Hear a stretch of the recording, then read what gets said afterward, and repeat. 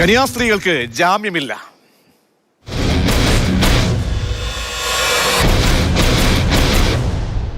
ഇപ്പോൾ നമ്മോടൊപ്പം തത്സമയം ചേരുന്നുണ്ട് റോജി എം ജോൺ ദുർഗിൽ നിന്നും, ഒപ്പം ഷാബു പ്രസാദ് BJP സഹയാത്രികൻ, ഒപ്പം തന്നെ ഷൈജു ആന്റണി ആത്മായ പ്രതിനിധി കൂടി തത്സമയം നമ്മോടൊപ്പം ചേരുകയാണ്. ശ്രീ റോജി എം ജോൺ, എന്തുകൊണ്ടാണ് സിസ്റ്റർമാർ, കേരളത്തിൻ്റെ പ്രിയപ്പെട്ട 2 സിസ്റ്റർമാർ ഇത്രയധികം ക്രൂശിക്കപ്പെടുന്നത്? കാരണം ഈ അത്രത്തോളം ചുമത്തപ്പെട്ട വകുപ്പുകളുടെ ആ കാഠിന്യത്താലാണോ അവർ പീഡിപ്പിക്കപ്പെടുന്നത്, അല്ലെങ്കിൽ ജയിലുകളിൽ ഓരോ ദിവസവും ഇങ്ങനെ കാത്തിരിക്കേണ്ടി വരുന്നത്? അപ്പോൾ ഈ കേസ് വലിയൊരു അനിശ്ചിതത്വത്തിലേക്ക് ഈ കേസ് മാറുന്നു എന്നാണോ മനസ്സിലാക്കേണ്ടത് ശ്രീ റോജി എം ജോൺ?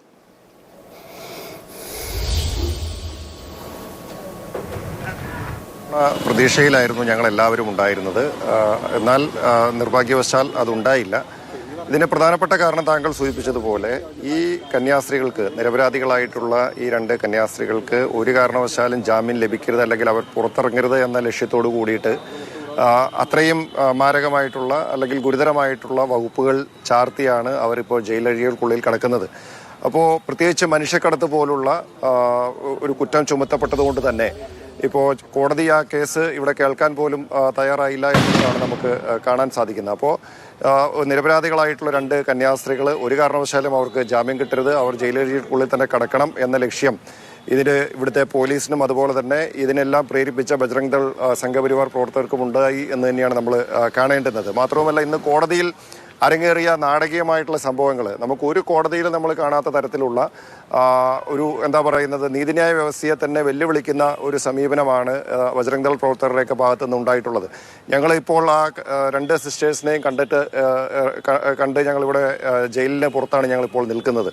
അപ്പോൾ അവരൊക്കെ വളരെ പ്രതീക്ഷയിലായിരുന്നു ഇന്ന് ജാമ്യം കിട്ടുമെന്ന്. അപ്പോൾ അവർ ഇന്ന് ജാമ്യം ലഭിച്ചിട്ടില്ല, അല്ലെങ്കിൽ ഈ കേസ് വീണ്ടും നീണ്ടുപോകുന്നു എന്ന കാര്യം അറിഞ്ഞപ്പോൾ തന്നെ അവർ വലിയ വേദനയോട് കൂടിയിട്ടാണ്. എന്നിരുന്നാലും ഞങ്ങളെല്ലാം എല്ലാ പിന്തുണയും അവരെ അറിയിച്ചിട്ടുണ്ട്. ഇവിടെ നമ്മൾ കാണുന്ന കാര്യം എന്ന് വെച്ച് കഴിഞ്ഞാൽ, ഇവിടെ സർക്കാരും അതുപോലെ തന്നെ ഇവിടുത്തെ ബജ്രംഗ് ദൾ പ്രവർത്തകരും ഒക്കെ ഇക്കാര്യത്തിൽ ഈ കന്യാസ്ത്രീകളോടൊപ്പമുണ്ട് എന്ന് കേരളത്തിലെ BJPയുടെ ആളുകളൊക്കെ പറയുമ്പോഴും ഇവിടെ ഛത്തീസ്ഗഡിൽ നടന്നുകൊണ്ടിരിക്കുന്ന കാര്യം, ഞങ്ങളിവിടെ 2 ദിവസമായിട്ട് ഞങ്ങൾ ഇവിടെ തന്നെയാണ്. ഇവിടെ നടക്കുന്ന കാര്യം എന്ന് പറയുന്നത് എല്ലാ തരത്തിലും കോടതിയെ ഉൾപ്പെടെ സമ്മർദ്ദത്തിലാക്കാൻ വേണ്ടിയിട്ടുള്ള പരിശ്രമമാണ് നടന്നുകൊണ്ടിരിക്കുന്നത്. ഞങ്ങൾ ഇന്നലെ നമ്മൾ അസാധാരണമായ സാഹചര്യം കണ്ടതൊരു ഇവിടെ നിന്നും ഉള്ള നീക്കങ്ങൾ BJPയുടെ ക്രൈസ്തവ സെല്ല് വിഭാഗമൊക്കെ തന്നെ അവിടെ തമ്പടിച്ച് അവിടെ യത്നം നടത്തുന്നു, അല്ലെങ്കിൽ അവർ പ്രയത്നിക്കുന്നു എന്നാണ് പറയുന്നത്. പക്ഷേ എന്താണ്, ആ സമയത്ത് പോലും അവിടുത്തെ ഉപമുഖ്യമന്ത്രിയെ കേരള ഘടകം കാണുന്നു, കേരള BJP കാണുന്നു. എന്നിട്ട് കൂടി എന്താണ്, കോടതിക്ക് മുൻപാകെ വന്ന് ബജ്രംഗ് ദൾ പ്രവർത്തകർ ഭീഷണി മുഴക്കുന്നു. മാത്രമല്ല, ഇത്തരം സന്ദർഭങ്ങൾ ഉള്ള ആളുകളെ തല്ലി ഓടിക്കണം, അവരെ മർദ്ദിക്കണമെന്ന ആഹ്വാനം പല വേളകളിൽ പലരുടെയും ഭാഗത്തുനിന്നുള്ള പ്രതികരണങ്ങളായി, ആഹ്വാനങ്ങളായി നമുക്ക് കേൾക്കാൻ കഴിയുന്നുണ്ട്. അപ്പോൾ ഈ കോടതിയെ കൂടി സമ്മർദ്ദത്തിലാക്കിക്കൊണ്ട് അവിടെ ഒരു പോലീസ് എന്ന സംവിധാനം അവിടെ നിഷ്ക്രിയമാണ്. കാരണം ഒരു ആൾക്കൂട്ട വിചാരണയ്ക്ക് പോലീസ് കൂടി നേതൃത്വം നൽകുന്ന രീതിയിലാണ്. അപ്പോൾ ഇന്ന് കണ്ട ഈ കാഴ്ചകൾക്ക് എത്രത്തോളം അർത്ഥമുണ്ട് ശ്രീ റോജി എം ജോൺ? ഈ BJPയും ബജ്രംഗ് ദളും എന്ന് പറയുന്നത് ചേട്ടനും അനിയനുമാണല്ലോ. ഇതേ ബജ്രംഗ് ദളിന്റെ പ്രവർത്തകർ തന്നെയാണ് ഇന്ന് കോടതിയിൽ വന്ന് ബഹളമുണ്ടാക്കിയ ആളുകൾ തന്നെയാണ് അന്ന് റെയിൽവേ സ്റ്റേഷനിലും അതുപോലെ തന്നെ പോലീസ് സ്റ്റേഷനിലും പോലീസ് നോക്കി നിൽക്കെ ഈ കന്യാസ്ത്രീകളെ ഹരാസ് ചെയ്യുകയും അവരുടെ കൂടെ ഉണ്ടായിരുന്ന ഛത്തീസ്ഗഡുകാരനായിട്ടുള്ള യുവാവിനെ ക്രൂരമായി മർദ്ദിക്കുകയും ചെയ്ത്. ഞങ്ങൾ ഇന്നലെ ഇവിടുത്തെ മുഖ്യമന്ത്രിയെ കാണുകയുണ്ടായി. മുഖ്യമന്ത്രിയെ കണ്ട് ഞങ്ങൾ ആവശ്യപ്പെട്ട ഒരു കാര്യം, ഈ പോലീസ് സ്റ്റേഷനിൽ വെച്ച് ഈ ആളുകളെ മർദ്ദിച്ച, അല്ലെങ്കിൽ ഈ കന്യാസ്ത്രീകളെ ഇത്രയധികമായിട്ട് ഹരാസ് ചെയ്ത ഈ ബജ്രംഗ് ദൾ പ്രവർത്തകർക്കെതിരെ കേസെടുക്കണമെന്ന് ഞങ്ങൾ ഇന്നലെ മുഖ്യമന്ത്രിയോട് ആവശ്യപ്പെട്ടപ്പോൾ അദ്ദേഹം അനുകൂലമായിട്ടുള്ള യാതൊരു കാര്യവും പറഞ്ഞില്ല എന്ന് മാത്രമല്ല, അദ്ദേഹം ഞങ്ങളോട് പറഞ്ഞ കാര്യങ്ങൾ വളരെ ഞെട്ടിപ്പിക്കുന്നതാണ്. അദ്ദേഹം പറഞ്ഞത്, ഇവിടെ മതപരിവർത്തനം നടത്തുന്നതായിട്ട് പരാതിയുണ്ട്, അതുപോലെ തന്നെ ഇവർ മനുഷ്യക്കടത്ത് നടത്തുന്നതായിട്ട് സ്റ്റേറ്റ്മെൻ്റ് ഉണ്ട്, അതുകൊണ്ട് അതിൻ്റെ വഴിക്ക് പോകട്ടെ എന്ന ഒരു ഒഴുക്കം മട്ടിലുള്ള, ഒരുപക്ഷെ അദ്ദേഹത്തിൻ്റെ വാക്കുകളിൽ നിന്ന് നമുക്ക് വായിച്ചെടുക്കാൻ സാധിക്കുന്നത്, ഇവിടെ BJP പ്രവർത്തകരും ബജ്രംഗ് ദൾ പ്രവർത്തകരും എന്ത് ആരോപണമാണോ അടിസ്ഥാനരഹിതമായി ഉന്നയിക്കുന്നത് അത് ഏറ്റുപിടിച്ചുകൊണ്ട് സംസാരിക്കുന്ന ഒരു മുഖ്യമന്ത്രിയെയും അവരുടെ രാഷ്ട്രീയ സമീപനവുമൊക്കെയാണ് ഞങ്ങൾക്ക് കാണാനിടയായത്.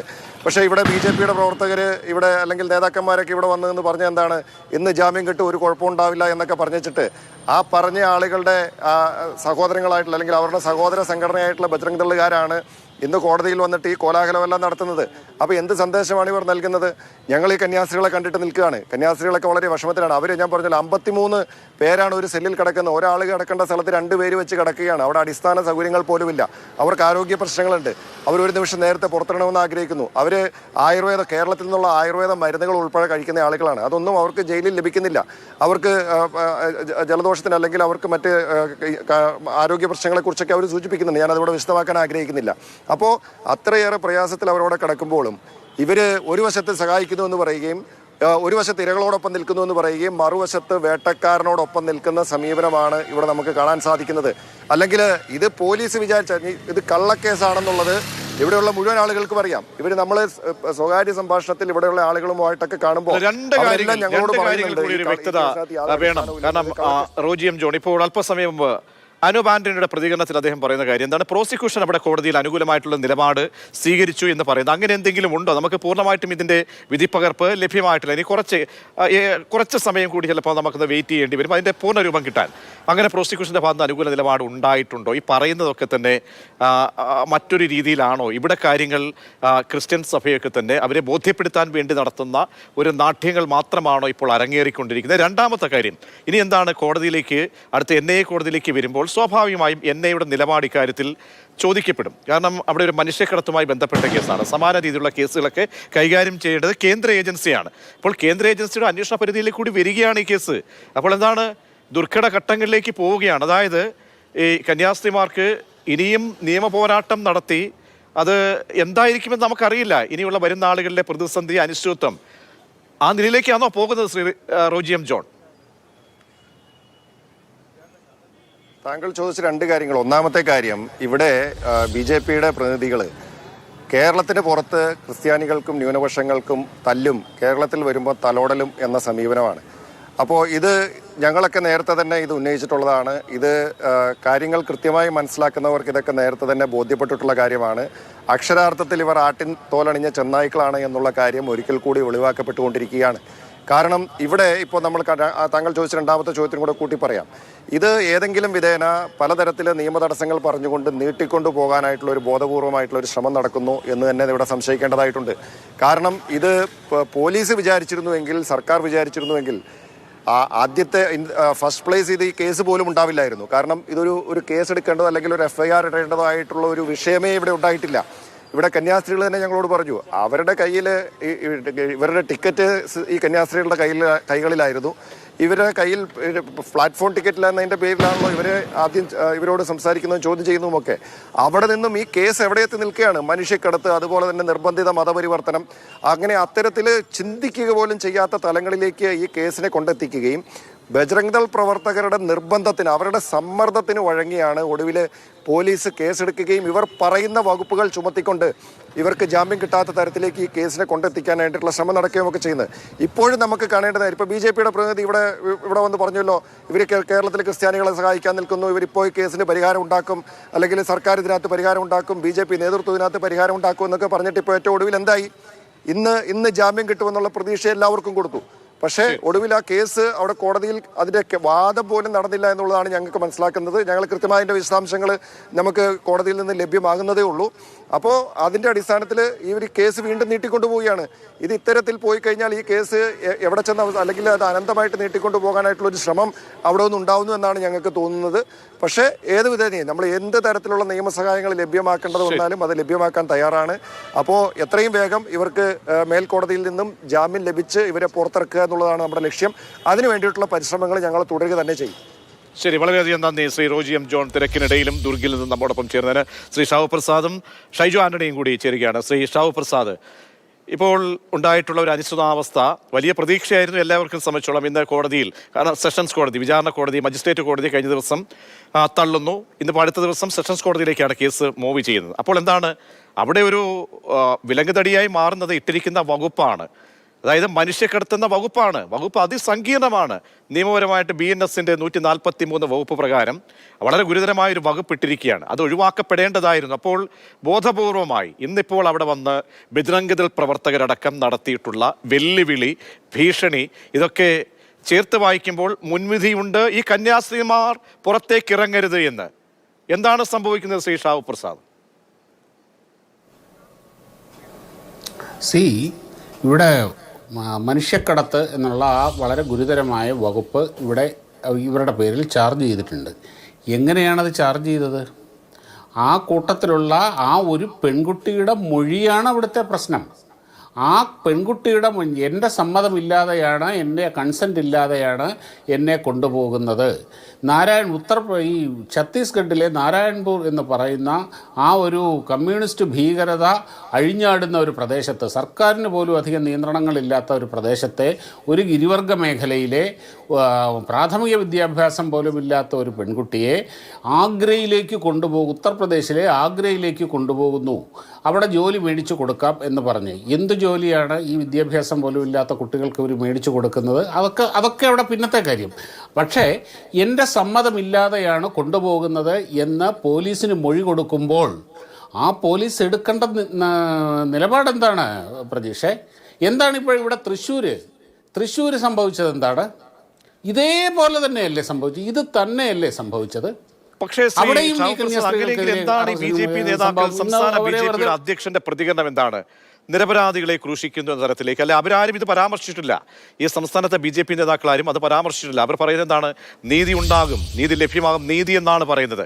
ഇപ്പോൾ നീതി ജാമ്യമെന്നല്ല, നീതി ഉണ്ടാകുമെന്നാണ് സംസ്ഥാന ബി ജെ പിയുടെ അധ്യക്ഷൻ പറയുന്നത്. മാത്രമല്ല, പിന്നീട് താങ്കൾ ഈ പറഞ്ഞ സാഹചര്യമുണ്ടല്ലോ, ആ സാഹചര്യങ്ങളൊക്കെ മാറി. പിന്നീട് വന്ന അനുബന്ധ പ്രതികരണങ്ങളൊക്കെ ഉണ്ട്. അനുബന്ധ പ്രതികരണങ്ങൾ വന്നു. അത് എത്രത്തോളം നിഷ്കളങ്കമായിരുന്നു, ഒരു ചാരിറ്റി പ്രവർത്തനത്തിന്റെ ഭാഗമായിരുന്നു, തലങ്ങൾ മാറി. അപ്പോൾ വീണ്ടും ഇത് ആവർത്തിക്കുമ്പോഴെന്നാണ് അവരെ വീണ്ടും ക്രൂശിക്കുകയല്ലേ? എന്താണ് ഇക്കാര്യത്തിൽ ഈ കന്യാസ്ത്രീമാരുടെ ബി ജെ പിയുടെ നിലപാടെന്താണ്? അല്ലെന്നേ, ഞാൻ പറഞ്ഞില്ലേ, അതായത് ഇപ്പം താങ്കളുടെ ചോദിച്ച ചോദ്യം ആ വകുപ്പ് എന്തിനാണ് ഇട്ടത് എന്നല്ലേ? ആ വകുപ്പ് ഇട്ടത് ആ പെൺകുട്ടിയുടെ മൊഴിപ്രകാരം തന്നെയാണ് ആ വകുപ്പിട്ടിരിക്കുന്നത്. ഇനിയിപ്പോൾ എത്ര കടുത്ത വകുപ്പിട്ട്, ജാമ്യമില്ലാത്ത കേസ് കിട്ടാത്ത വകുപ്പിട്ട് ചാർജ് ചെയ്താൽ പോലും ഇത് അനാവശ്യമായിട്ടിട്ടതാണ് എന്ന് കോടതിക്ക് ബോധ്യം വന്നു കഴിഞ്ഞാൽ ജാമ്യം കൊടുക്കും. ഇപ്പം നമ്മൾ ഒരു മാസം മുമ്പ് കണ്ടതാണ്. ഇവിടെ മറുനാടൻ്റെ ഷാജൻ സ്കറിയെ അർദ്ധരാത്രിക്ക് വീട്ടിൽ കയറി അറസ്റ്റ് ചെയ്തു. ജാമ്യമില്ലാത്ത വകുപ്പിട്ടാണ് അറസ്റ്റ് ചെയ്തുകൊണ്ട് പോയത്. ജാമ്യം കിട്ടാത്ത വകുപ്പിട്ടാണ് അറസ്റ്റ് ചെയ്തത്.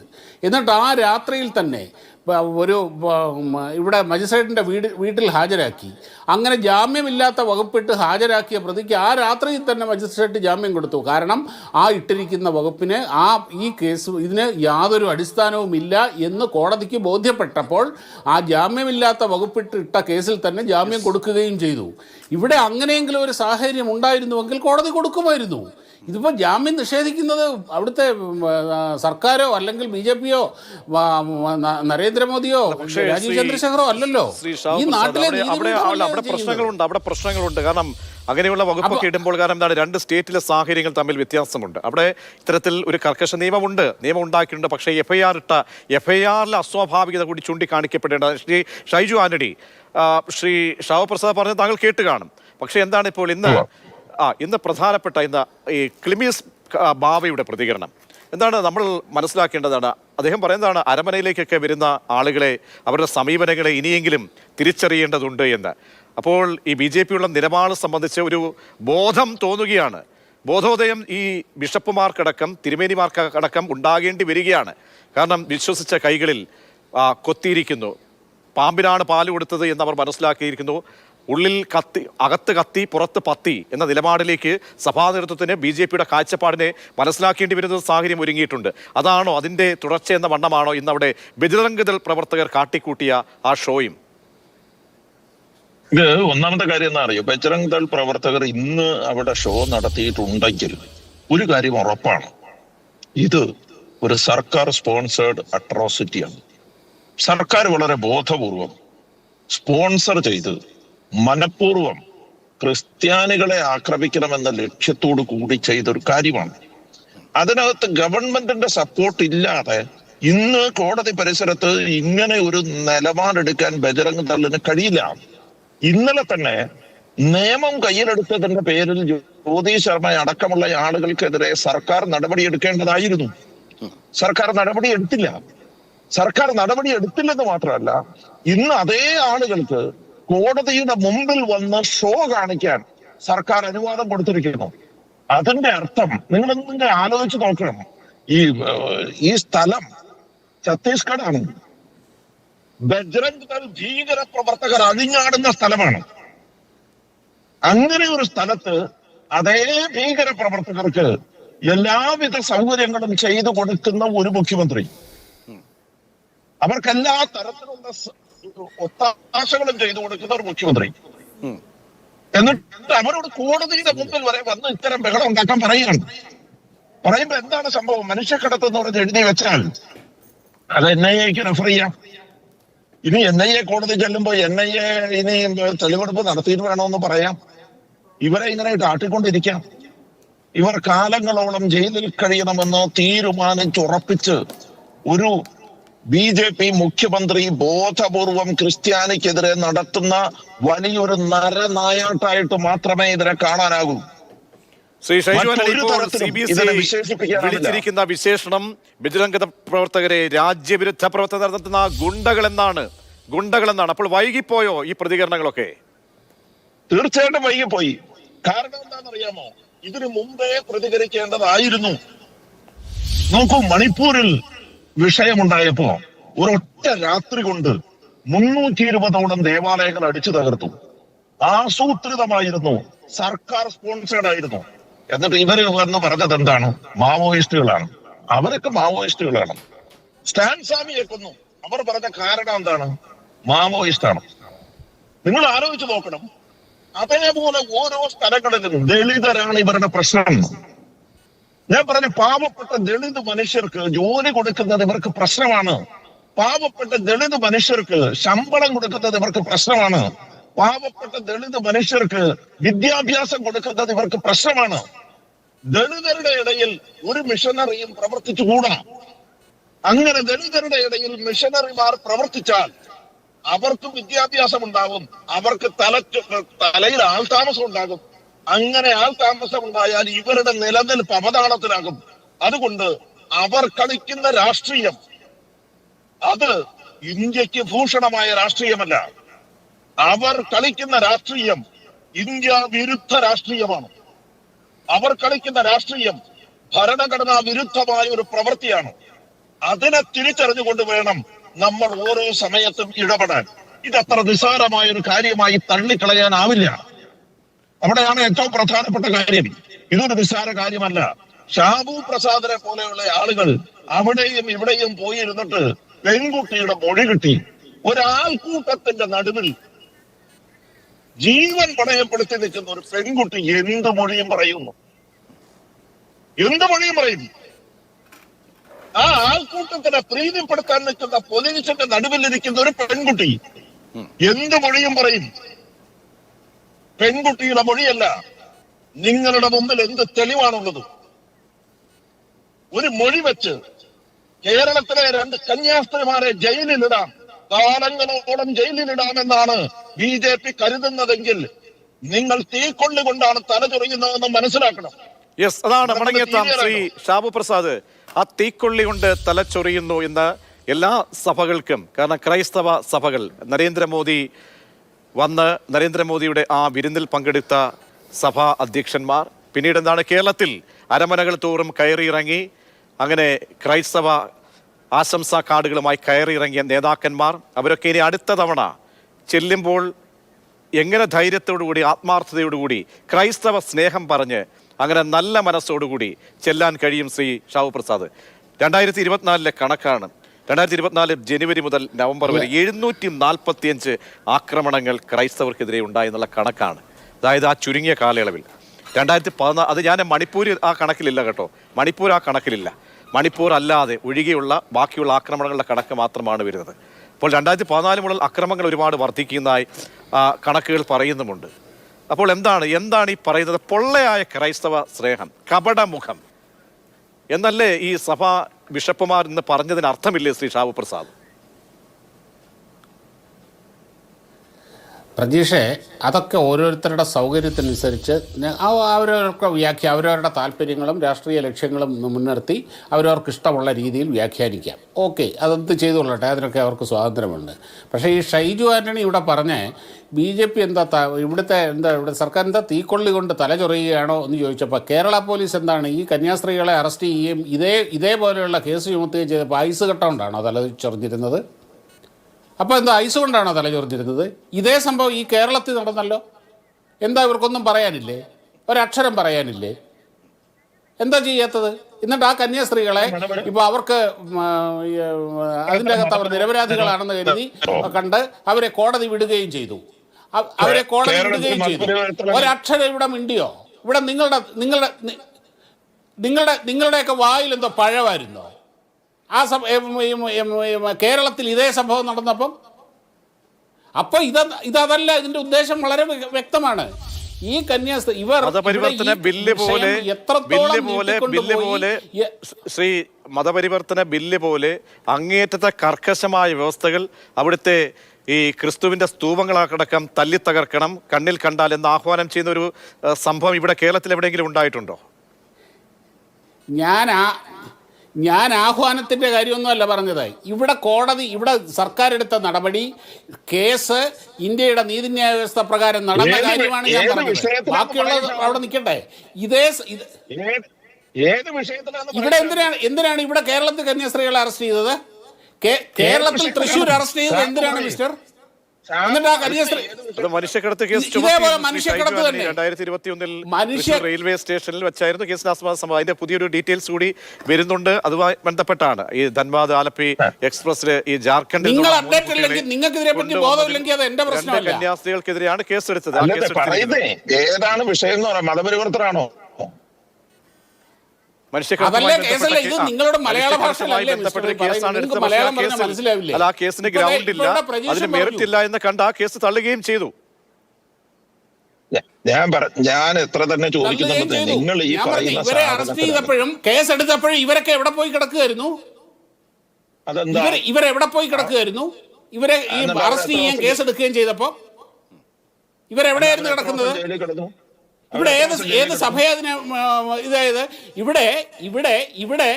ഇവിടെ തീവ്രവാദികൾ ഒരു മാഷിന്റെ കൈവെട്ടി കളഞ്ഞപ്പോ എവിടെയായിരുന്നു ഇവിടുത്തെ സഭയും?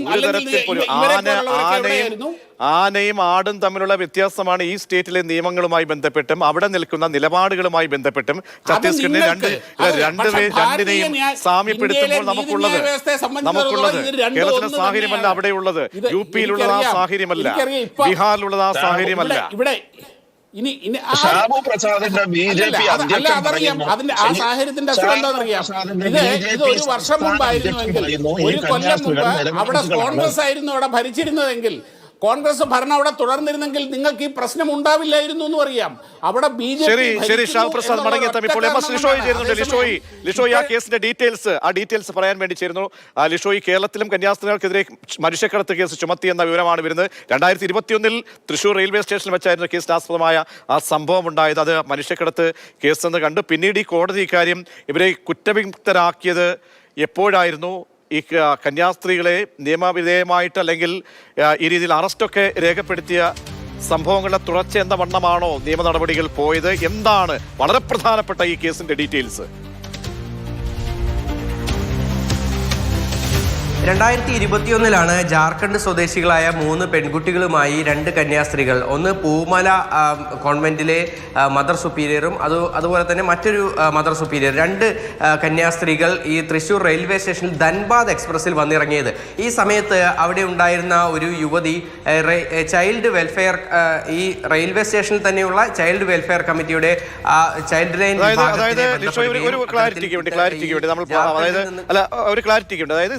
CWCക്ക് നൽകിയ കേസാണ്.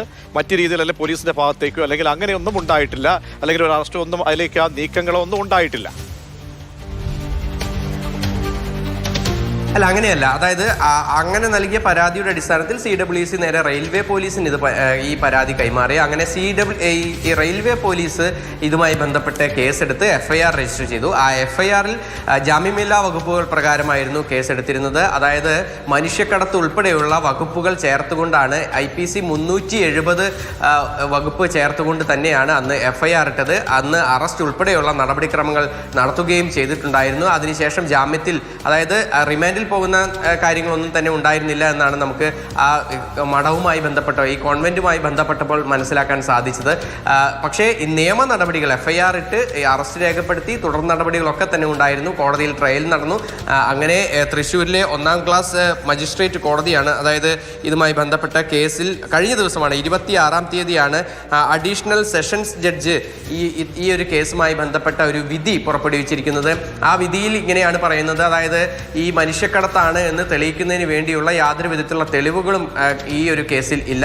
അതിനോടൊപ്പം തന്നെ ഈ കുട്ടികളുടെ മാതാപിതാക്കളുടെ സമ്മതത്തോടു കൂടിയാണ് ഈ കുട്ടികളെ ഇങ്ങോട്ടേക്ക് എത്തിച്ചിട്ടുള്ളതെന്ന് തെളിയിക്കാനായി കഴിഞ്ഞു. അതുകൊണ്ട് തന്നെ ഈ 2 കന്യാസ്ത്രീകളെയും കുറ്റവിമുക്തരാക്കുന്നു എന്നുള്ള ഒരു ഉത്തരവാണ് കഴിഞ്ഞ ദിവസം തൃശ്ശൂരിലെ കോടതി പുറപ്പെടുവിച്ചിരിക്കുന്നത്. ശരി, അതാണ് കേസിന്റെ ഡീറ്റെയിൽസ്. ഇതാണ്, അതായത് അജീഷ് ഞാനൊരു കാര്യം പറഞ്ഞോട്ടെ. ഒരു കാര്യം ശ്രദ്ധിക്കണം.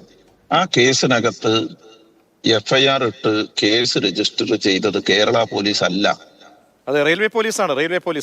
അത് റെയിൽവേ പോലീസാണ്, അത് കേരള പോലീസ് അല്ല. മനസ്സിലായോ?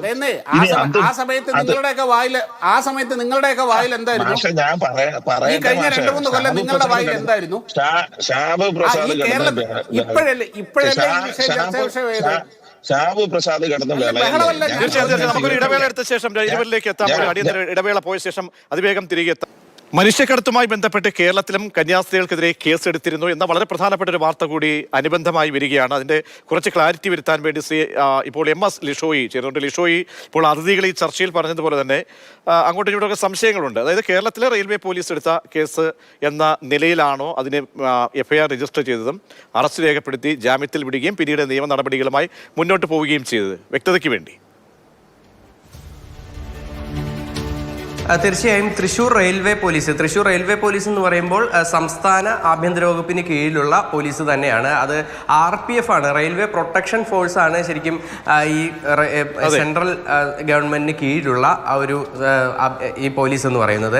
ഈ കേസ് എടുത്തിരിക്കുന്നത് തൃശ്ശൂർ റെയിൽവേ പോലീസാണ്. തൃശ്ശൂർ റെയിൽവേ പോലീസ് പ്രവർത്തിക്കുന്നത് ഈ സംസ്ഥാന ആഭ്യന്തര വകുപ്പിന് കീഴിലാണ്. ആ പോലീസ് സ്റ്റേഷനിലാണ് ഇത്തരത്തിൽ കേസെടുക്കുകയും ഇതുമായി ബന്ധപ്പെട്ട നടപടിക്രമങ്ങളൊക്കെ മുന്നോട്ട് പോവുകയും ചെയ്തത്. കൂടാതെ കുറ്റപത്രം സമർപ്പിക്കുക ഉൾപ്പെടെയുള്ള കാര്യങ്ങളൊക്കെ തന്നെ ഈ ചെയ്തിട്ടുള്ളതും ഈ റെയിൽവേ പോലീസിന്റെ ഭാഗത്തു നിന്നാണ്. ശരി, ശ്രീ ഷൈജു ആന്റണി പറയാമോ? ലിഷോയെ എത്ര ദിവസം റിമാൻഡ് ചെയ്തു പറയാമോ? റിമാൻഡ് ചെയ്തിട്ടില്ല. ഈ കേസ് രജിസ്റ്റർ ചെയ്തു, അറസ്റ്റ് രേഖപ്പെടുത്തി ജാമ്യത്തിൽ വിട്ടു. ഇത്രേ ഞാൻ പറയുന്നുള്ളൂ. അതായത് IPC 370 പ്രകാരം ചാർജ് ചെയ്തിട്ട് പോലും ആ കേസിനകത്ത് വെറും മൊഴികളുടെ സംശയത്തിന്റെ അടിസ്ഥാനം മാത്രമേ ഉണ്ടായിരുന്നു എന്ന് കണ്ടത് കൊണ്ട് അറസ്റ്റ് ചെയ്ത് സ്റ്റേഷൻ ജാമ്യത്തിൽ വിട്ടയക്കുകയാണ് ചെയ്തത്. അല്ലാതെ അവരെ റിമാൻഡ് ചെയ്യുകയോ അവരെ കോടതിയിൽ മറ്റേതെങ്കിലും തരത്തിൽ അവരെ ഉപദ്രവിക്കുകയോ ചെയ്തില്ല. ഇവിടെ ആൾക്കൂട്ടം ആക്രമണം ഉണ്ടായില്ല. ഇവിടെ വേറെ ഒരു കാര്യവും സംഭവിച്ചില്ല. ഇതാണ് ഷാബു പ്രസാദൊക്കെ മനസ്സിലാക്കേണ്ട ഏറ്റവും പ്രധാനപ്പെട്ട കാര്യം. അല്ലാതെ എന്തെങ്കിലും ഒരു തുമ്പ് കിട്ടുമ്പോ ആ തുമ്പുമായിട്ട് മെക്കിട്ട് കയറുകയല്ല ചെയ്യേണ്ടത്. ഇവിടുത്തെ പ്രശ്നം എന്താണ്? ഇവിടുത്തെ പ്രശ്നം അവർ വളരെ വ്യക്തമാണ്. പിന്നെ ഇവിടുത്തെ ആഭ്യന്തര വകുപ്പിന്റെ കീഴിലുള്ള പോലീസ് എന്ന് പറഞ്ഞപ്പോ അടുത്ത നമ്പർ എന്റെ ഷൈജു ആന്റണി, നിങ്ങളുടെ ഈ കള്ളത്തരമൊക്കെ ആർക്കും മനസ്സിലാകും. മനസ്സിലായല്ലോ? ഇവിടുത്തെ ഇപ്പോൾ നിലവിലുള്ളത് ഭാരതീയ ന്യായ സംഹിതയാണ്. ഛത്തീസ്ഗഡാണ് സ്ഥലം. അവിടെ കർശനമായ നിയമങ്ങളുണ്ട്.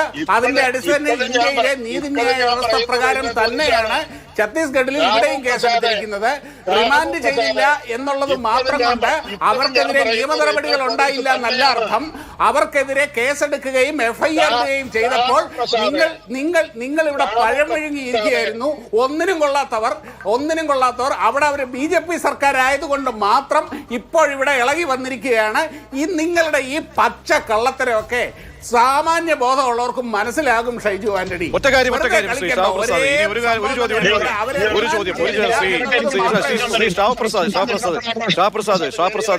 ഒരു കാര്യം കാര്യങ്ങൾ ഇങ്ങനെയാണെങ്കിൽ അടുത്ത തവണ അരമനയിലേക്ക് നട്ടല് വളയ്ക്കാതെ മുട്ട് ഇടിക്കാതെ അരമനയിലേക്ക് BJP പ്രവർത്തകർക്ക് കയറി ചെല്ലാൻ കഴിയുമോ? എവിടെയും അത് ഒരു കാര്യം ഇവിടെ BJP എന്താണ് പറഞ്ഞത്? BJP പറഞ്ഞല്ലേ നീതി എന്താണോ അത് നടപ്പാകും എന്നുള്ളത് തന്നെയാണ്. അതുകൊണ്ട് തന്നെ ഒരു നട്ടലും വളയ്ക്കേണ്ട കാര്യമില്ല, ഒരു മുട്ടുപിടിക്കേണ്ട കാര്യമില്ല ഇവിടുത്തെ ജനങ്ങളെയും സമൂഹങ്ങളെയും ഒരു രാഷ്ട്രീയ പാർട്ടിക്ക് സമീപിക്കാൻ വേണ്ടി. അത് ഓരോരുത്തരുടെ ആഗ്രഹമാണ്. അത് ആ സമൂഹം എങ്ങനെ സ്വീകരിക്കുമെന്നും എങ്ങനെ വിലയിരുത്തുമെന്നും തീരുമാനിക്കാൻ ഇവിടെ ഷൈജു ആന്റണിയും അൽമായ സഭയും മാത്രമൊന്നും അല്ല ഇവിടുത്തെ ക്രൈസ്തവ സമൂഹം എന്ന് പറയുന്നത്. ഇവർക്ക് അവരുടേതായ ലക്ഷ്യങ്ങളുണ്ട്. ഈ മനുഷ്യൻ ഇവിടെ ഇരുന്ന് അവിടെ ബജ്രംഗത്തുള്ള ഭീകരപ്രവർത്തകർ എന്ന് പറയുന്നു. ശരി പോട്ടെ, അവിടെ ഈ ലോകത്തിലെ ഏറ്റവും വലിയ ഭീകരപ്രവർത്തനം നടക്കുന്നുണ്ട്, കമ്മ്യൂണിസ്റ്റ് ഭീകരവാദം, മാവോയിസം എന്നുള്ളതിൽ. അതിനെപ്പറ്റി ഒരു അക്ഷരം ഈ ഷൈജു ആന്റണി മിണ്ടൂല്ലല്ലോ, ഈ അൽമായക്കാർ മിണ്ടൂല്ലല്ലോ. കാരണം അവരും അതിന്റെ ബെനിഫിഷ്യറീസ് ആണ്. അതുകൊണ്ട് തന്നെയാ ഒരു ഭീകര പ്രവർത്തനമൊന്നും ഒരു മാവോയിസ്റ്റും ചെയ്യുകയല്ലെന്ന് ഷാബു പ്രസാദിനെ അറിയാലോ. അവിടെ ഈ രാജ്യത്ത് നിയമപരമായി പ്രവർത്തിക്കുന്ന സംഘടനയാണത്. ഈ രാജ്യത്ത് നിയമപരമായി പ്രവർത്തിക്കുന്ന സംഘടനയാണ്. നിങ്ങൾ മാവോയിസ്റ്റുകളാണ്. നിങ്ങൾ കമ്മ്യൂണിസ്റ്റ് ഭീകരവാദത്തിന് കുഴലൂതുന്നവരാണ്. അവരിൽ നിന്ന് പണം വാങ്ങുന്നവരാണ്. നിങ്ങൾ അവരുടെ ബെനിഫിഷ്യറീസ് ആണ്.